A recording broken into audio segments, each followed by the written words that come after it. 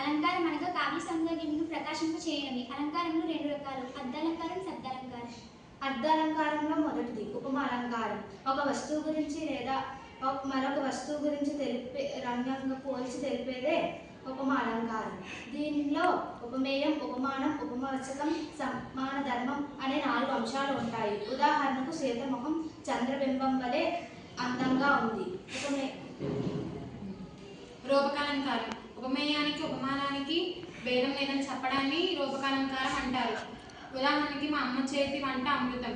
ఉపమేయం అమ్మ చేతి వంట, ఉపమానం అమృతం. ఉత్ప్రేక్ష అలంకారం.